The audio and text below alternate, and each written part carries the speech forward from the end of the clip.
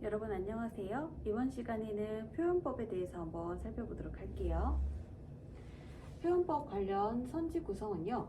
앞에는 표현법 이름이 나오고요. 뒤에는 그것의 효과 이런 식으로 하나의 선지가 구성되어 있어요. 자, 정의부터 보도록 할게요. 자, 운율의 정의는 리듬감이란 뜻이에요. 그러니까 영어로 하면 리듬이고 그 다음에 한자로 하면 운율인 것이죠. 자, 종류는 외형률이 있는데요. 외형률은 바깥 외자. 그러니까 리듬감이 바깥으로 우리 눈으로 그냥 시각적으로 확인했을 때 확인 가능한 것이 외형률이에요. 자, 그래서 시의 표면에 드러난 운율이라는 뜻이고요. 자, 그러면 표면에 어떤 표면에 드러나니? 라고 했을 때 특정한 위치에 배치하는 거. 앞쪽에 특정한 위치라고 하면은 앞쪽에 이렇게 배치되든지 아니면은 이렇게 요운이라고 해서 이게 허리 요자거든요. 중간에 배치되든지 끝에 배치되든지 이런 식으로 일정한 위치에 배치되어서 이제 운율감을 형성하는 것은 우리가 비주얼적으로 확인 가능하니까 외형률이라고 할 수 있겠죠. 그래서 이제 외형률을 쭉 보자면은 첫 번째로는 음이율 이렇게 있어요. 특정한 위치에 배치해서 형성되는 운율인데 두는 머리 두자를 써서 앞쪽에 같거나 비슷한 음을 배치해서 운율감을 형성하는 케이스가 되는 거예요. 자, 그래서 국어에서는 가군이 많이 나오거든요. 가끔 드물게 두운이 등장하고요. 요운은 거의 없다고 보면 돼요. 아까도 이야기했지만 요우는 허리 요자 쓴 거 중간에 배치되는 거, 그 다음에 가구는 다리 각자 써서 끝에 같거나 비슷한 애들이 배치되는 케이스. 자, 음보율을 볼게요. 음보는 뭐냐면은 시 한 줄을 몇 걸음에 읽는지에 대한 개념이거든요. 예전에 우리 조선시대 4대부들은 시를 이제 눈으로 읽는 것이 아니라 입으로 소리내서 읊었었어요. 그래서 시를 걸으면서 읊었는데 그래서 시 한 줄을 몇 걸음에 읊을 수 있는지에 대한 그런 개념인 거예요. 그래서 우리 한국인에게는 음보가 내재되어 있거든요. 예를 들자면 내가 그 당시 4대부라고 치자면 내가 시 이걸 하나를 들고 동산이 하면서 한 걸음, 밝았느냐 하면서 한 걸음, 노고지리 할 때 한 걸음, 우지진다 하면서 한 걸음. 그럼 내가 총 시 한 줄을 읽을 때 방금 네 걸음을 읽었거든요. 그러면 4음보가 되고 예를 들어서 아리랑 한 걸음, 아리랑 한 걸음, 아라리오 한 걸음. 그러면은 총 세 걸음에 읽으면은 이때는 3음보가 되는 거예요. 자, 그래서 음보라고 하는 거는 보자가 이제 걷는다는 뜻인데 시 한 줄을 몇 번 걸으면서 읽을 수 있는지에 대한 개념인 것이죠. 그래서 종류는 딱 두 가지예요. 세 걸음에 읽으면 3음보, 네 걸음에 읽으면 4음보. 자, 그래서 이제 음보가 반복돼도 운율을 느끼고요. 그 다음에 음수율은 글자 수가 반복되는 거. 그래서 음수율 할 때 수가 숫자란 뜻이죠.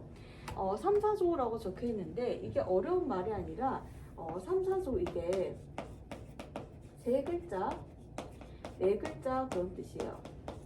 그리고 7호조는 7글자, 5글자 그런 뜻이에요. 자, 그래서 우리 3, 4조 예시를 보면 평시조에서 글자 수가 지금 반복되고 있어요. 3, 4, 3, 4, 3, 4, 3, 4. 3, 4조네요. 그쵸? 3, 5, 4, 3 이런 식으로. 그리고 여기에 보면 음보도 나타나 있는데 시 한 줄을 총 한 걸음, 두 걸음, 세 걸음, 네 걸음에 읽었죠. 4음보도 반복이 되고 있고. 자, 그 다음 7호조 예시를 보면 현대시 예시를 가져왔는데 나보기가 네 글자, 역겨워 세 글자. 총 7글자죠. 가실 때에는 5글자, 7호조 이렇게 반복돼도 운율이 이제 형성된다는 거죠. 네, 그 다음에는 내재율을 볼 건데요. 문장이 잠재적으로 안에 들어가 있는 운율이란 뜻이에요. 여기 보면 산문시라고 되어 있는데 산문시는 거의 산문처럼 느껴질 정도로 시가 산문처럼 쭉쭉 적혀 있거든요. 자, 하지만은 우리 시라고 하면 기본적으로 리듬감이 있는 언어라고 약속이 되어 있어요.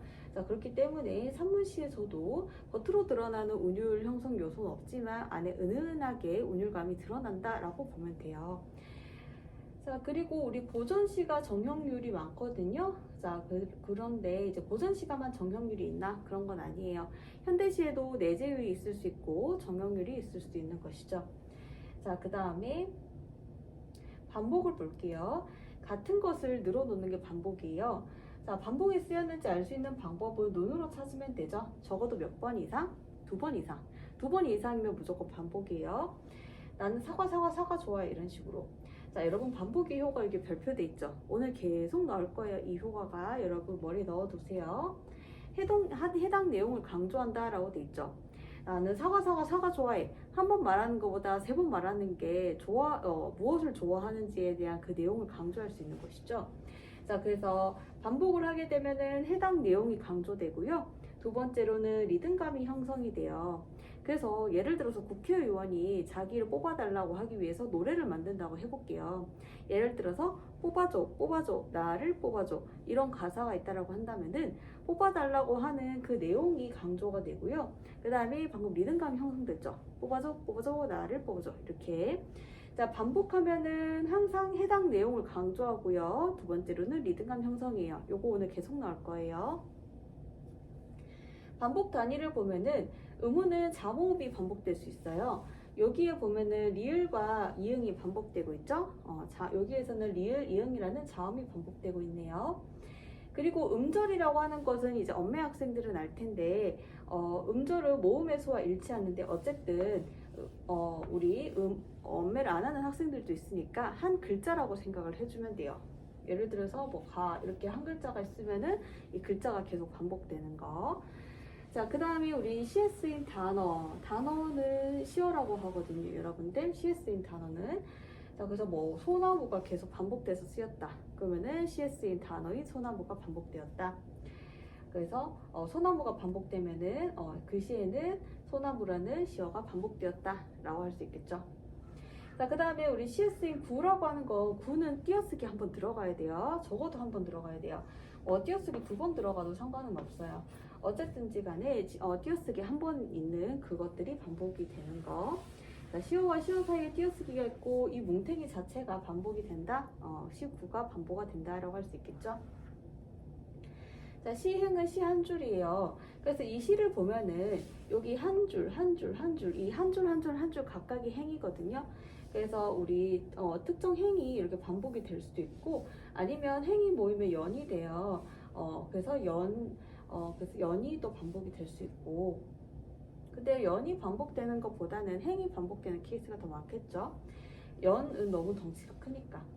자, 그래서 됐고. 유사한 통사구조 반복을 볼게요. 유사한 형태의 문장 구조 반복인데요. 유사하다라고 하는 거는 같을 수도 있고 다를 수도 있는 것이죠. 자, 그래서 여기에서 통사라는 말은 문장이란 뜻이고 구조라고 하는 건 뼈대란 뜻이거든요. 자, 어떤 형태냐면 여러분 그려보세요. 예를 들어서 어떤 단어가 있고 어떤 구조가 있고 구조물, 중간에 어떤 말이 있고 이렇게 구조물이 있어요. 자, 그러면 지금 위아래로 똑같이 생긴 이제 구조물이 이렇게 오는 것이죠. 그쵸? 약간 중간에 다른 구절이 올 수 있게. 그러면은 위아래로 이렇게 지금 문장의 통사 구조가 반복이 되는 것이죠. 여기에 지금 구조물을 일치하고 그 다음에 중간에 약간 이렇게 달라진 구절이 있는 케이스죠. 자, 그러면은 문장 구조가 반복된다, 통사 구조가 반복된다 라고 할 수 있겠죠. 자, 그러면 이렇게 위아래로 반복될 수도 있지만은 양옆으로도 반복이 가능해요. 여기 보면은 이 구조랑 이 구조랑 똑같고 이 구조랑 이 구조랑 똑같죠. 중간에 구절은 약간 달라지더라도. 자, 그래서 문장 구조가 반복되는 케이스 같이 봤어요. 자, 여기 보면은 구조가 반복되는 케이스 보면은요, 뭐뭐 하면 뭐뭐 한다요. 자, 이거 볼게요. 뭐뭐 한다면 뭐 한다요, 뭐뭐 한다면 뭐 한다요, 뭐뭐 한다면 뭐 한다요. 좀 합쳐서 이렇게 해볼까요, 표시를. 여기 보면은 지금 구조가 반복되고 있다, 그쵸? 자, 그러면 구조가 반복되고 있고 그 주변 부분은 지금 좀 달라지고 있죠. 자, 그래서 얘가 구조 반복, 문장 통사 구조 반복이라고 해요. 자, 그래서 여기 보면은 유사한 통사 구조가 반복될 때 여기 보면은 되어라고 이제 요게 구조가 반복되고 있죠. 그쵸? 뭐뭐 하고자. 자, 이런 지금 구조가 반복되고 있어요. 자, 그럼 이 되어 앞에 보면은요, 조각다른 화자가 되고 싶은 존재니까 긍정이죠. 오동도 되고 싶은 존재니까 긍정, 그 다음에 잘세도 되고 싶은 존재니까 긍정이죠. 자, 그래서 유사한 의미를 가질 때가 많다. 이때 유사하다는 건 긍정적인 거. 이 시에서는 이제 화자가 긍정적으로 생각한 대상들이 되겠다. 그쵸? 자, 그 다음에 우리 운율 형성하는 거 우리 수미성관을 한번 보도록 할게요. 자, 수미성관은 첫 연과 끝 연이 서로 관계가 있다. 숫자가 머리 숫자고 미자가 꼬리 미자거든요. 머리와 꼬리가 관련이 있다라는 뜻이에요. 관련이 있다라고 하는 거는 상관관계이다, 관련이 있다. 자, 관련이 있다는 거는 같은 케이스도 있고 유사한 케이스도 있다라는 뜻이 되는 거예요. 첫 연과 머리와 꼬리가 같거나 유사한 것을 수미상관이라고 해요. 자, 첫 연과 끝 연이 같은 경우, 완전히 같은 경우가 수미상관인 건 학생들이 잘 알고 있어요. 자, 그런데 첫 연과 끝 연이 완전 똑같은 케이스 말고 비슷한 케이스도 있을 수 있어요. 이 비슷한 케이스도 수미상관이에요. 자, 학생들이 완전 똑같아야만 수미상관이라고 착각하는 학생들이 많아요. 똑같은 거는 그냥 이견 없이 수미상관이고 비슷한 것도 수미상관이에요. 자, 그러면은 우리 효과를 보면은 해당 내용을 강조한다 라고 돼 있죠. 왜 그렇죠? A라는 부분을 두 번이나 말했으니까 반복의 효과 뭐예요? 해당 내용을 강조하고 두 번 말했으니까 리듬감도 형성되고, 그쵸? 이거는 반복의 일반적인 효과와도 동일한데 세 번째 요게 바로 수미상관만의 효과예요. 형태적 안정.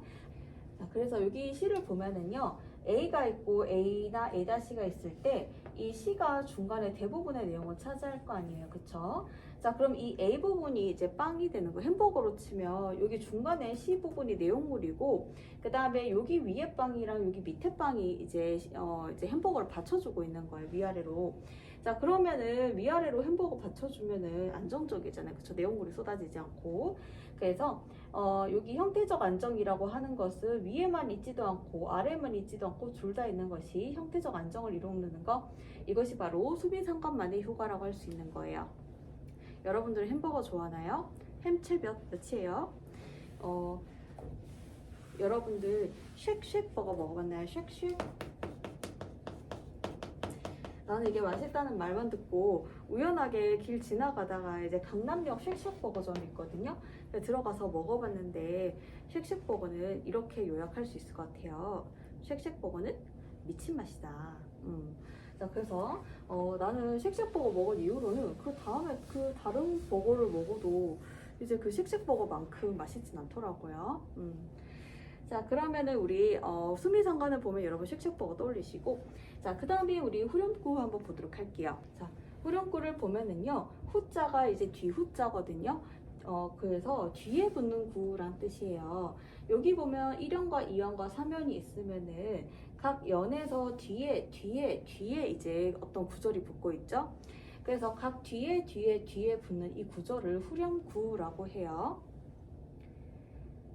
자, 그래서 내용상 보면은 후렴구에 적힌 내용이 강조돼요. 왜냐하면 한 번 언급된 게 아니라 계속 언급되니까 반복되면은 해당 내용 강조되죠.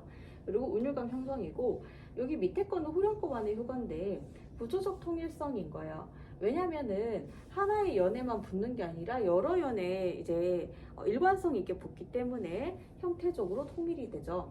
그 다음에 연구분이 된다. 이제 후렴구가 나오면 사람들이 이제 요 연이 끝나고 다음 연에 대해서 이야기하겠구나 알 수 있죠. 그쵸? 그래서 연구분이 된다는 거. 자, 그 다음에 작품마다 효과가 다르거든요. 여기 보면은 악기 의성어를 후렴구로 넣을 때도 있고요. 그 다음에 아니면 리을하고 이응, 리을하고 이응음, 뭐 미음도 되지만은 리을하고 이응음 이런 것들이 밝은 느낌을 주기도 하고, 얄리얄리 얄라정 얄라리 얄라. 자, 그 다음에 여기 볼게요. 고전시가에 이제 후렴구 많이 쓰이는데 현대시에도 후렴구 쓰일 수 있어요. 요거 현대시잖아요. 이곳이 차마 그곳이 차마 꿈에도 이칠리야. 꿈에도 잊히지 않는다. 그곳이 너무 좋다. 얘도 지금 반복하고 있다. 그쵸? 후렴구. 자, 그 다음에 우리 대꾸가 뭐냐면 구가 짝을 이룬다 라는 뜻이에요. 짝을 이룬다 라고 하는 건 무슨 말이냐면은 유사성이 있다. 짝꿍, 유사성이 있다. 유사성이 있다는 거는, 유사하다는 거는 같은 거랑 유사한 건 다르죠. 같은 거는 완전 똑같아야 되는데 유사한 건 비슷한 거잖아요. 그쵸? 같은 그가 짝을 이룬다라고 하는 거는 같은 것도 있고 다른 부분도 있다 그런 뜻이에요. 이거 아까 내가 그림 그렸었잖아요. 우리 통사구조 반복할 때. 그래서 대꾸를 보면 이제 구가 지금 짝을 이루고 있는데 위아래로 짝을 이룰 수도 있고요. 양옆으로 짝을 이룰 수 있어요. 자, 그러면은 우리 대꾸가 되려면 얘가 결과 여러분 필기해 볼게요. 반드시 원인 어떤 거가 있어줘야 돼요? 통사의 구조가 반복돼야 되겠죠. 유사한 통사 구조가 반복이 되어야만 대꾸가 이루어질 수 있는 거예요. 자, 그 다음에 여기도 효과에 보면요, 문장 구조가 반복됐으니까 동일한 것이 반복되면 운율감 형성되죠, 그쵸? 여기 보면은 요거 구조물이죠, 그쵸? 얘는 위아래로 지금 대꾸가 되어 있네요. 이렇게. 자, 그래서 위아래로 지금 구조물이 반복되면서 대꾸고 반복되니까 리듬감 형성되죠. 자, 그 다음에 우리 반복과 변용을 보도록 할게요. 반복이라고 하는 것은 동일한 것 복붙하는 거거든요. 똑같은 거 복사 붙여넣기. 근데 변용, 변형, 변주는 다 똑같이 쓰여요, 국어에서는. 자, 이게 도미솔이면 도미솔 그대로가 아니라 도파솔 이런 식으로 중간에 약간 변형해서 넣죠. 자, 이게 변용이라고 해요. 자, 반복 보면은요. 자, 반복은 동일한 것이 여러 번 나오는데 변용은 반복되긴 한데 달라진 부분이 있다는 거 아까 앞에서 살펴봤고요. 여기 보면은 어슬레가 지금 반복이 되고 있어요. 자, 근데 반복이 되고 있는 어슬레 앞에 부분은 같아요, 달라요? 다르죠, 그쵸? 우물집이었다가 집이었다가 아니 이런 식으로. 자, 그래서 요게 바로 변용, 변형, 변주라고 할 수 있는 것이죠. 자, 그 다음에 AAB의 구조는 여러분들이 음악 시간에 많이 배웠을 것 같은데요. 자, 여기 보면은 해야서사라 A, 해야서사라 A, 맑게 씻은 얼굴 B, 고운 해야서사라 A, A, B, A. 어쨌든 지금 여기에 보면은 A가 반복됐죠. 자, A가 반복되면은 특정한 것이 반복되면은 리듬감이 형성되죠, 그쵸? 그래서 여러분들 내가 학교 다닐 때, 중고등학교 다닐 때 계속 음악 부장이었어요. 그래서 요거를 볼 때 정말 반가웠어요. AAB의 음악 시간 생각나서. 여러분들은 음악을 좋아하나요? 난 되게 좋아하거든요. 그 다음에 우리 여러 가지 표현법을 보면은요, 음성 상징어를 보면은 음성이 상징성을 지닌다. 소리가 상징성을 지녀요. 그래서 여기 보면은 의성어랑 의태어가 음성 상징어거든요. 자, 그러면은 의성어 소리 성자, 소리가 상징성을 가져요. 멍멍이라고 하는 거 소리를 나타내죠. 그럼 멍멍이라고 하면은 누구의 소리를 상징적으로 나타내요? 네, 댕댕이들의 소리를 상징적으로 나타내죠, 그쵸? 자, 그래서 소리를 나타내는 말. 여기도 보면은 멍에서 끝나는 것이 아니라 멍 곱하기 2, 멍을 2번 얘기한다, 그쵸? 그 다음에 자, 의태어는 모양 형태를 나타내는 말, 자, 모습을 나타내는 거예요. 여기 보면은 번쩍 곱하기 2, 엉금 곱하기 2, 반복을 해서 이제 소리를 나타내고 있다, 그쵸? 여기 보면 철 이런 식으로 철 곱하기 3, 음성 상징어를 사용하고 있죠. 국어에서 의성어, 의태어는요 이렇게 사용되는데요. 여기 보면 반복과 관련돼서 우리 방금 받는 거는 반복과 관련돼서 배운 거죠. 꽤 곱하기 2, 뒤뚱 곱하기 2 이런 식으로 의성어, 의태어는 반복이 돼요. 반복이 되면 리듬감 형성되고, 자, 그 다음 심상과 연결지어서 우리 저번에 심상 배웠잖아요. 자, 그래서 의성어는 소리 성자라서 이제 청각적 심상과 연결되죠. 그 다음에 의태어는 모양 형태를 나타내니까 우리 시각적으로 확인 가능하죠. 시각적 심상. 그 다음에 우리 이건 엄매하는 학생들은 이제 알아두면 되는데, 얘는 소리를 나타내는 부사라서 의성어는 의성부사라 그러고요. 자, 의태부사가 바로 문학으로 치면 의태어가 되겠죠. 자, 그 다음에 우리 시적 허용을 볼게요. 문법적으로는 틀린 표현이에요. 그런데 이제 시에서 여러 가지 효과를 위해서 허용하는 것이죠. 그래서 시에서 허용하는 표현들이라고 생각을 해주면 돼요. 여기에 보면 밑줄 친 부분에 하이안이라는 말이 있어요. 우리 원래는 하얀이라고 해야 문법적으로 옳잖아요. 근데 하얀이라고 표현하면 좀 더 흰 느낌 나죠, 그쵸? 자, 그 다음에 훤한보다는 훤한이 원래 맞는 표현인데 훤한이라고 하면 좀 더 훤한 느낌. 원래 긴 밤이잖아요. 근데 긴 밤보다는 긴 밤 하면 좀 더 길어 보이죠? 이런 것들이 바로 시적 허용이에요. 자, 대조와 대비를 보면은요. 뭐 둘의 뜻이 약간은 다르지만 국어에서 거의 혼용해서 쓰인다라고 보면 돼요. 그 대조와 대비 옆엔 여러분 이렇게 표시를 해주면 돼요. 기호로 치면 요런 거, 요런 관계. 자, 그러면은 여기 보면 개나리가 망울졌다 이런 말이 나오는데 지금 시 전체에서 뭐 보기도 당연히 필요한 시겠지만은 내용을 이야기해주자면은 전쟁의 후의 상황이에요. 그런데 잿더미가 가득하죠. 그런데 희망의 의미를 나타내는 개나리, 서로 대조되죠 의미가. 자, 그 다음에 여기에서는 화자는 지금 사랑하는 사람과 헤어져서 슬픈데 꾀꼬리는 지금 서로 암수가 정답다. 우리 객관적 상관물 할 때 가지고 왔던 작품이기도 한데요. 어쨌든 화자랑 꾀꼬리는 서로 이제 반대가 되는 상황이죠. 대비. 자, 유추라는 거 학생들 잘 모를 수 있어요. 어려운 개념이 아니고요. 쉬운 걸 가지고 와서 어려운 거를 설명하는 거예요. 그 예를 들면 내가 여러분한테 하는 거랑 똑같아요. 여러분에게 쉽게 설명하기 위해서 아까 내가 햄버거 패티 이런 거 막 이야기했듯이 익숙한 거를 가지고 와요. 익숙한 걸 가지고 와서 익숙하지 않은 걸 드러내려고 하는 거예요. 그래서 익숙하지 않은 거를 설명하는 게 목적이잖아요. 그럼 익숙하지 않은 걸 가지고 오는 건 수단이에요. 그러니까 어려운 개념인 원관념을 드러내기 위해서 사람들에게 익숙한 보조관념을 가지고 온다라고 보면 돼요. 그 작품 중에서 배를 매멸한 작품이 있거든요. 현대시 중에 그 시를 보면은 처음부터 끝까지 뭐 배가 와가지고 배를 이제 끌어매고 이런 상황만 나와요. 겉으로 보기에는 그냥 배를 그냥 매고 배를 줄에 달아가지고 매고 이렇게만 보이거든요. 근데 그게 사실 내용을 깊게 따져보면은 사랑과 관련된 이야기예요. 그러니까 사랑이라고 하는 거는 추상적이고 하니까 어려운 개념이죠. 익숙하지 않은 거를 표현하기 위해서 배를 매는 건 눈으로 시각적으로 확인 가능하잖아요. 그래서 익숙한 걸 가지고 와서 표현하는 시가 되는 거예요. 그 다음에 영탄이라고 하는 건 감정을 나타내는 표현이거든요.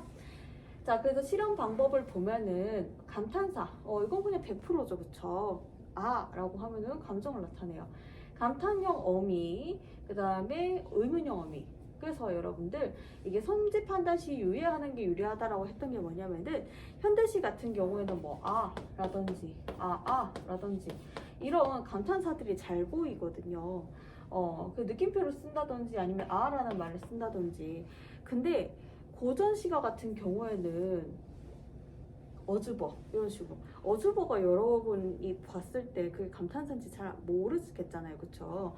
그러니까 영탄이라는 거는요, 예를 들어서 방금 보여준 것처럼 우리가 잘 아는 이런 감탄사가 나오면 영탄이 맞고, 물론 영탄의 그 뒷내용도 봐야겠죠. 선지의 뒷내용, 그것에 영탄의 효과도 맞는지는 따로 따져야겠지만은 어쨌든 영탄이 쓰였다라고 보면 되는데, 혹시나 자기가 인지하지 못하지만 고전 시가에서 감탄사나 아니면 어미나 어미 쪽에 영탄이 쓰였을 수 있는데 내가 인지하지 못할 수도 있다 라고 생각을 하시고, 요런 선지는 좀 유예해놓고 다른 선지로 걸러내는 게 좀 더 유리하긴 해요. 자, 그 다음에 영탄과 서리를 헷갈리면 안 되거든요. 가야 할 때가 언제인가를 분명히 알고 가는 이의 뒷모습이 얼마나 아름다운가. 설의라고 하는 거는 겉으로는 물음의 형식이지만 속으로는 이미 답이 있는 거가 설의예요. 자, 그러면 시 전체가 사실 제시됐어야 되겠지만은 가야 할 때가 언제인지, 자기가 가야 될 때를 분명히 알고 가는 이 뒷모습은 아름답다가 화자가 하고 싶은 말이거든요. 자, 그러니까 아름다워 라고 자기 속에 답이 있죠. 그러니까 속에 답이 있는데 의문의 형식을 썼으니까 요거는 설의가 되는 거예요. 그러니까 학생들이 설의랑 이제 영탄이랑은 좀 헷갈려 할 때가 있어요. 왜냐면 둘 다 의문형 어미 써서 이제 표현할 때가 있기 때문에. 자, 그 다음에 설의는 아까 설명했죠. 물음의 형식이지만 속엔 답이 있어요. 내가 너에게 책 한 권 못 사주겠느냐? 겉으로 의문의 형식이지만 내가 너에게 책을 사줄 수 있다라고 하는 속에 답이 있는 그런 물음이죠. 자, 그 다음에 물음의 형식인 거죠. 그쵸? 실제로 묻는 거가 의도가 아니라 사줄 수 있다라고 하는 자신의 의도를 전달하는 게 목적인 거예요. 그러니까 내가 너에게 책 한 권 못 사주겠느냐 상대방이 이렇게 말하면은 나한테 묻는 말이 아니라 난 너에게 책 사줄 수 있어 라고 상대방이 나한테 얘기하는 거예요. 자, 그러면 설의인지 파악하는 거는 의문의 형식인데 속에 답이 있는지 여기 벌써 화자 속에는 답이 있는지 여부는 맥락을 보면은 알 수 있겠죠. 자, 그 다음에 아까도 이야기했죠. 의도는 묻는 게 아니라고 했죠. 흔들리지 않고 피는 꽃이 어디에 있으랴? 흔들리지 않고 피는 꽃은 없다. 전체 맥락 다 봐야겠지만은 흔들리지 않고 가는 사랑이 어디 있으랴? 흔들리지 않고 가는 사랑은 없다. 자, 젖지 않고 피는 꽃 없고 젖지 않고 가는 사람 없다 라는 거. 자, 이렇게 설이죠. 자, 그 다음에 국어에서 겉과 속을 따져봐야 하는 경우가 그거예요. 우리 저번 시간에 5강쯤 배웠던 반어라고 하는 거는 겉과 속을 반대로 표현하는 거죠. 역설이라고 하는 거는 겉으로는 말이 안 돼요. 근데 속을 따져보면 말이 되죠. 그 다음에 설이라고 하는 건 겉으로도 의문의 형식인데 속에 답이 있어요. 그러니까 겉과 속을 따져봐야 되는 케이스가 세 가지인 거예요. 자, 그 다음에 우리 열거를 볼게요. 여러 가지를 늘어놓는 게 열거예요. 나는 수박, 포도, 복숭아를 좋아해. 이렇게 여러 가지를 늘어놨죠. 자, 그래서 여기 보면은 적어도 몇 개가 돼야 열거냐면은 2개 이상이면 열거예요.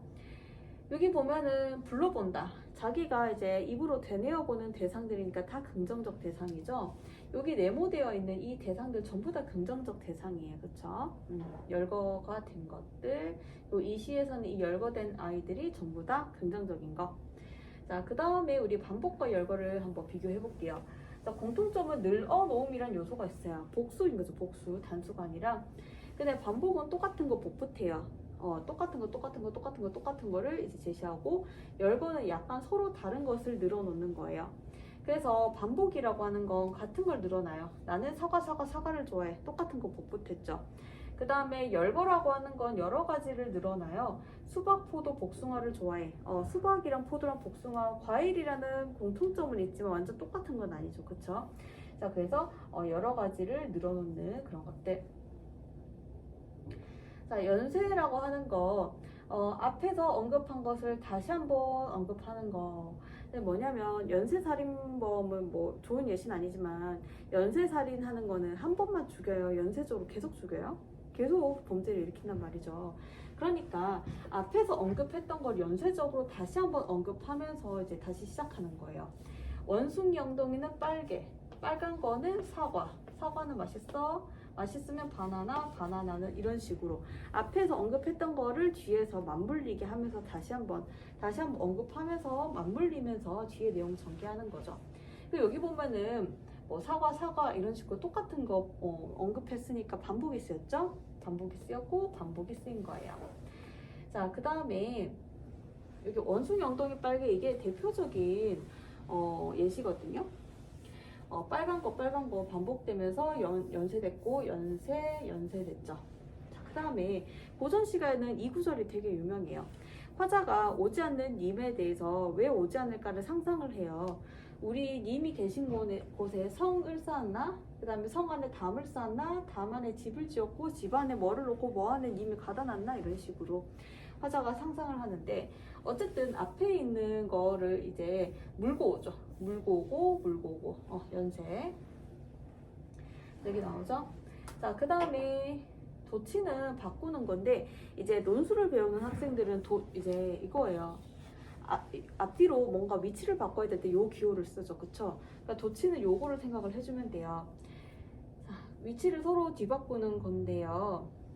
이게 그냥 읽을 때는 도치가 쓰였는지 아닌지 잘 인지하지 못할 수 있어요. 그러니까 선지에서 만약에 도치라는 말이 나오잖아요. 그러면은 시를 일부러 좀 멀리서 보세요. 멀리서 봤을 때 말의 순서를 바꾸는 게 더 자연스러운 애가 있다. 그러면 그건 도치가 쓰인 거겠죠. 근데 시를 그대로 놔두는 게 낫다. 그럼 도치가 쓰이지 않는 거겠죠. 나는 지으리 나의 집을 이라고 되어 있어요. 그 원래 문장 순서는 나는 나의 집을 짓겠다는 거잖아요. 그쵸? 문장 이제 도치를 한 거예요. 순서를 바꿨죠? 나는 1번 동물들과 어쩌고저쩌고 꿈을 꿨다. 2번 그 다음에 꿈꾸었노라 이런 꿈을 꿨다. 너는 들어보았니? 너는 1번 동구방 네티나무의 울음소리가 2번 들어보았니가 3번이죠. 그쵸? 도치가 쓰였어요. 2번하고 3번이 뒤바뀌었다. 그쵸? 자, 이런 식으로 도치 예를 봤고요. 자, 그 다음에 소수로 생략은 소수로를 한마디로 생략하는 거예요. 그래서 언매를 안 배우는 학생들 위해서 소수로를 설명을 하자면 소수로는요, 여러분들 설명하는 말이란 뜻이에요. 설명하는 말. 여기 보면은 벌소리, 소리, 벌소리가 어떤 뭐 좋았다, 싫었다. 이 뒤에 이제 소수라는 말이 있어야 되는데 그게 지금 생략된 거죠, 그렇죠? 자, 그래서 이거를 소수로 생략이라고도 표현하지만 선지에서 소수로를 제한적으로 사용했어. 제한적 사용이라고 했다는 건 소수로를 생략했다라고 보면 돼요. 자, 그래서 소수로 제한적 사용이 정말 이 시에 있는지 없는지 여러분이 빨리 찾으려면은 여기 팁 부분이 여러분도 그림 한번 그려보세요. 우리 시가 있잖아요. 근데 소수로는 보통 문장 끝에 나오잖아요. 자, 그러면은 여기에다가 눈을 고정을 해 놓으세요. 그리고 눈을 위아래로 이렇게 쓸듯이 보세요. 쓸듯이 위아래로 눈을 봤을 때 소수로가 생략되는지가 빨리 보여요. 자, 그 다음에 집약을 볼게요. 자, 모을 집자거든요. 자, 그림으로 그려놨죠. 보면은 이제 손으로 치면은 이렇게 모으는 거예요. 모으는 거. 자, 그래서 집약. 시상의 집약은 시에 나타난 생각과 사상이 하나 이렇게 딱 모아지는 거죠. 자, 그리고 여기 보면은 이 겨울 이러면서 끝났거든요. 그러면은 여기에서 반어가 쓰인 시이기도 해요. 우리 저번에 예를 보여줬지만은 사랑하는 사람과 헤어진 그런 상황이거든요. 그래서 이 겨울, 그럼 이 겨울 이러면서 지금 명사로 종결했는데 이 겨울이라는 말 안에 온갖 이 화자의 감정들이 다 집중되어 있는 거죠. 힘든 감정이. 정서집약은 정서를 한데 모으는 거예요. 아, 누구인가 라고 했을 때 아 라고 하는 것에 화자의 정서가 다 들어가 있죠. 자, 그 다음에 장면에 초점화, 특정 장면에 초점을 맞추는 거예요. 자, 여기 보면은 사설시조 해석을 해주자면 두꺼비가 이제 파리를 물고 있었어요. 근데 위에 보니까 자기보다 더 힘센 이제 새가 날아다니는 거예요. 그래서 자기가 잡아먹힐 것 같으니까 이제 뛰어내리다가 넘어질 뻔했어요. 그래서 마지막에 요게 두꺼비 대사예요. 내가 날쌘 놈이기에 망정이지. 하마터면은 내가 멍들 뻔했다. 이러면서 끝나는, 허세 부리면서 끝나는. 그래서 여기 보면은 이제 얘가 두꺼비가 어떻게 되고 위에 새가 뜨고 하면서 얘가 뛰어내리고 하는 이 장면들에 초점을 이렇게 딱 두는 것이죠. 그 다음에 중첩은 뭐냐면 겹쳐서 표현한다 그런 뜻이에요. 오버랩이라는 말 들어봤어요? 여기 보면 A에서 B로 전개가 될 때 중간에 이제 겹치는 부분이 있는 거예요. 그래서 이게 만화나 아니면 옛날 90년대 드라마에 많이 나오는 구성인데 이렇게 사람이 이게 현재 상황에서 과거 상황 떠올릴 때 뭐 뭉게 이렇게 돼가지고 현재랑 과거를 이렇게 겹쳐지면서 과거로 쓱 가는 거. 이게 바로 오버랩 중첩된 거. 이게 바로 중첩된 부분이죠, 그쵸? 그러니까 자연스럽게 이제 어떤 장면과 장면이 겹쳐지겠다, 그쵸? 이게 중첩이 정말 잘 사용된 시예요. 청계천에서 골동품 가게에서 나는 방울을 하나 샀다. 자, 그럼 요거는 지금 현재죠, 그쵸? 현재 화자가 청계천에 근처에서 화자가 방울을 샀어요. 나는 소를 몰고 오던 소년이 된대요. 이거는 과거죠, 그쵸? 과거에 어느 순간에 들어가 있어요. 장사치들의 흥정이 떠들썩한 문명의 골목에서 라고 돼 있죠. 자, 이건 현재죠. 내가 몰고 가는 소의 딸랑이는 방울 소리가 옥분이네 방에 누나 귀에 들릴까? 과거. 그러니까 스리슬쩍 현재였다가 과거였다, 현재였다, 과거였다 이렇게 잘 넘나들고 있죠. 중첩돼서. 청계천을 보면은 내가 항상 해주는 썰이 있는데 유튜브에서 풀면 위험하니까 지나갈게요. 자, 그 다음에 문학 이론에 따른 선지 방법. 자, 음보라는 거 보면 한국인에게는 음보라는 개념 내재돼 있거든요. 여러분이 몇 음보가 쓰였는지 좀 자신감을 가지고 음보를 나눠보세요. 자, 그리고 음수율은 숫자 세면 되죠. 그 다음에 수미상관 첫 연과 끝 연이 같거나 비슷한 거 보면 되고, 그 다음에 각 연에 어떤 것을 일정하게 배치하여 각 연 끝에, 그러면은 시를 멀리서 봤을 때 연 끝쪽을 보면 되겠죠. 그래서 눈을 위아래로 쓰면 되죠. 그 다음에 어떤 것을 반복했다라고 하면은 적어도 2번 이상 제시된 반복이죠. 그리고 후렴구는 끝쪽에 제시되어 있겠죠. 각 연 끝에. 자, 의성 어휘태어 시적 허용 대구 변형 A에 B에 열거 연세 서술어 생략 여러분 찾으면 되죠. 특히나 서술어 생략은 문장 끝쪽을 보라고 이야기했었어요. 영탄 서리법 요거는 보수적으로 판단하는 게 좋은 선지, 좀 유예하는 게 나은 선지. 그다음 도치는 선지에서 도치가 있으면 정말 도치가 있는지 여러분이 시에서 찾으면 되고, 대조 대비는 국어에서 거의 구분하지 않고 비슷한 의미로 쓰이죠. 자, 그 다음에 집약이라는 거는 한데 모으는 거고, 장면에 초점하는 하나의 장면을 초점화해서 그 장면을 쫙 보여주는 거고, 중첩은 마지막에 봤던 것처럼 둘이 오버랩되는 부분이 있는 게 중첩이죠. 자, 그래서 오늘까지 하면은 현대시 필수 이론은 다 끝난 거고요. 오늘 했던 6강이 내용도 되게 많은데 진짜 선지에 자주 나오는 것들이 오늘 6강에서 배운 거거든요. 여러분들이 빈칸 테스트도 잘 해보길 바랄게요. 자, 그 다음 강의에서 우리 또 만날게요.